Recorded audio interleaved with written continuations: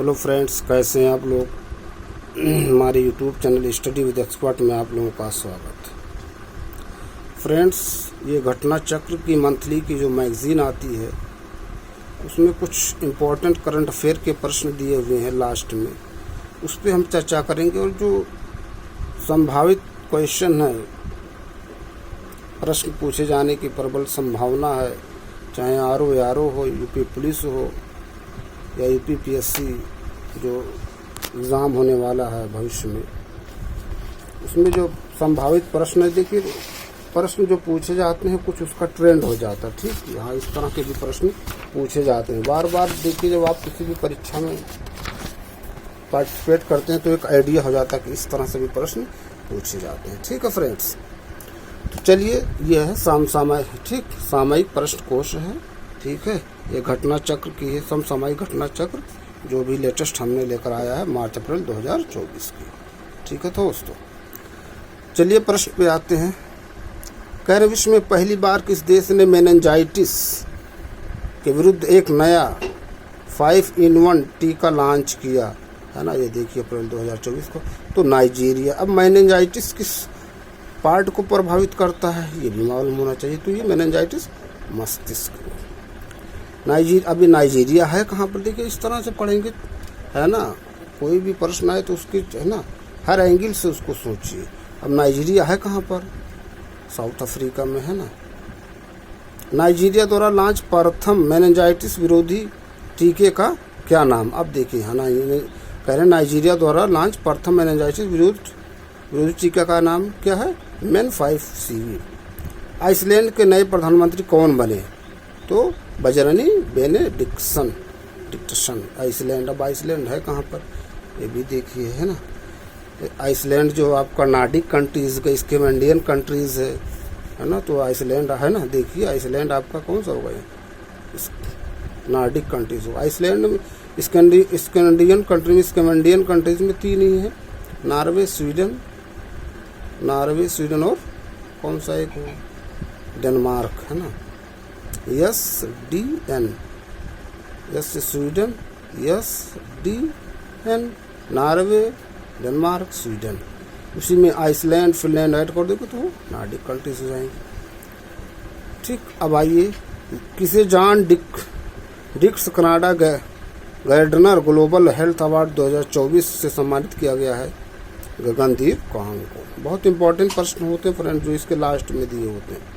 किस देश ने अंगारा A5 स्पेस रॉकेट को लॉन्च किया, रूस द्वारा है ना। लूना 25 जो हुआ था अभी, इसके बारे में पूछा था, जो आरओ 2024 का पेपर हुआ था कि वो फ्रांस का था, जापान का था कि रूस का था, है ना। फिर अगला प्रश्न, अप्रैल 2024 में जारी प्रथम वर्ल्ड साइबर क्राइम इंडेक्स के अनुसार विश्व में भारत की रैंक क्या है, तो 10वीं, रूस प्रथम स्थान पर वर्ल्ड साइबर क्राइम इंडेक्स। अगला प्रश्न, लक्षद्वीप में अपनी शाखा खोलने वाला भारत का प्रथम निजी क्षेत्र का बैंक कौन है, लक्षद्वीप है ना, HDFC बैंक। अगला प्रश्न, किस देश का दूरसंचार उपग्रह मेराह पुतिह 2 लॉन्च किया गया, इंडोनेशिया है ना। दक्षिण एशिया के सबसे बड़े गोला बारूद मिसाइल कॉम्प्लेक्स का उद्घाटन कहाँ किया गया, कानपुर, उत्तर प्रदेश। दक्षिण एशिया के सबसे बड़े गोला बारूद मिसाइल कॉम्प्लेक्स का उद्घाटन कानपुर, उत्तर प्रदेश में किया गया है। अगला प्रश्न, 2023 का घनश्याम दास बिरला पुरस्कार किसे प्रदान किया गया, अदिति सेन, भौतिकी शास्त्र वैज्ञानिक हैं ये। ठीक, तो वर्ष 2023 का घनश्याम दास बिरला पुरस्कार अदिति सेन को दिया गया। अगला प्रश्न कहने, जंगली जानवरों की प्रवासी प्रजातियों के संरक्षण पर अभिसमय के पक्षकारों के सम्मेलन की 14वीं बैठक CMS है ना, COP 14 का कहाँ पर आयोजित किया गया, समरकंद, उज्बेकिस्तान, 12 से 17 फरवरी 2024। ठीक है फ्रेंड्स, इम्पोर्टेंट है। देखिए ये COP जो अभी आपका अबू धाबी में हुआ वो अलग है, ये अलग है। ठीक है, ये किस पे आधारित है, पक्षकार है ना। कह रहे हैं जंगली जानवरों के प्रवासी प्रजातियों के संरक्षण पर CMS है ना, CMS इसका फुल फॉर्म है कंजर्वेशन ऑफ माइग्रेटरी स्पीसीज। विश्व पेंगोलिन दिवस 2024 कब मनाया गया? तो 17 फरवरी 2024। फिर कह रहे हैं 77वें बाफ्टा अवार्ड 2024 सर्वश्रेष्ठ फिल्म का अवार्ड किस फिल्म को मिला? तो ओपेनहाइमर।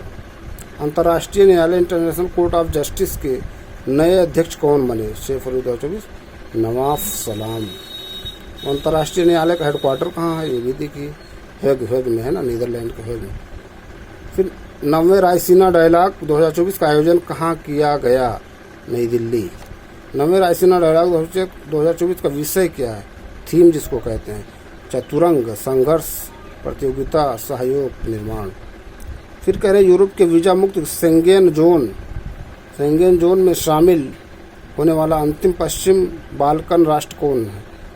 अब देखिए तो ये कौन है? कोसोवो। दोस्तों दो होता है, एक हमने बताया था बाल्टिक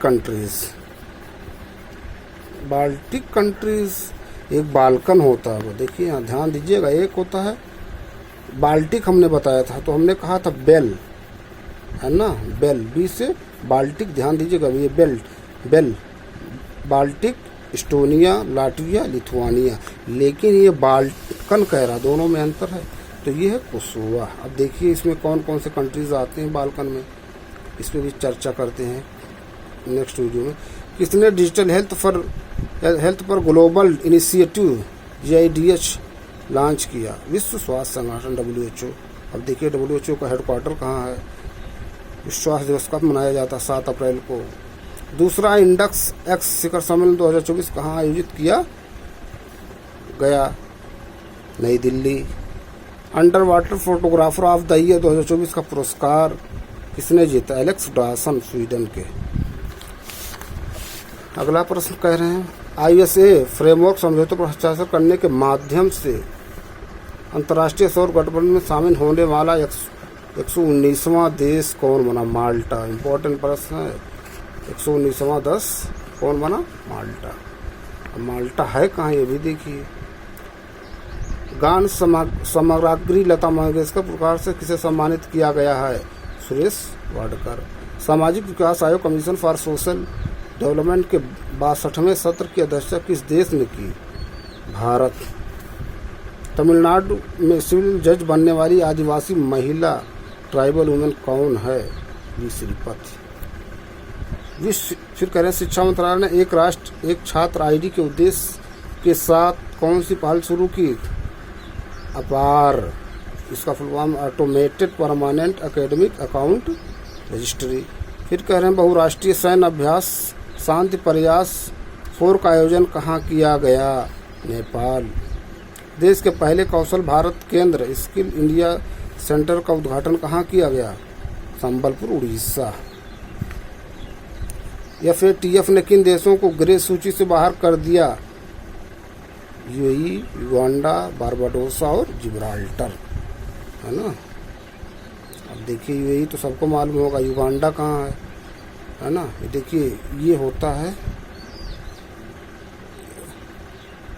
बुरुंडी, युगांडा, रवांडा, ऐसे इनका क्रम शायद है। ये तीनों देश ऐसे ही हैं, साउथ अफ्रीका में ऊपर नीचे ऐसे हैं सीरियल से, पहले एक है फिर ये फिर 3 देश, युगांडा, रवांडा, बुरुंडी, ये 3 देश ऐसे हैं ना। अब इसमें ठीक कौन देश उत्तर से दक्षिण, इसको देख लीजिए। बारबाडोसा, जिब्राल्टर तो सभी को मालूम, जिब्राल्टर संधि, जिब्रा है ना। बारबाडोसा ये आपका जो है शायद नॉर्थ अमेरिका के में है। देखिए विश्व व्यापार संगठन का 13वां मंत्रिस्तरीय सम्मेलन कहाँ आयोजित किया गया? अबू धाबी, संयुक्त अरब अमीरात। 13वां मंत्रिस्तरीय विश्व व्यापार संगठन का। फिर कह रहे हैं प्रधानमंत्री नरेंद्र मोदी ने उत्तर प्रदेश के किस जिले में एम्स का उद्घाटन किया? तो रायबरेली। वैश्विक पर्यावरण सुविधा के स्वतंत्र मूल्यांकन कार्यालय की निदेशक बनने वाली किसी विकासशील देश की प्रथम महिला? गीता बत्रा। कह रहे हैं वैश्विक पर्यावरण सुविधा के स्वतंत्र मूल्यांकन कार्यालय की निदेशक बनने वाली किसी विकासशील देश की पहली महिला गीता बत्रा। फिर देखिए अगला प्रश्न कह रहे हैं डैबलिंग इन डिप्लोमेसी नामक पुस्तक किसने लिखी है? एसटी मोनी।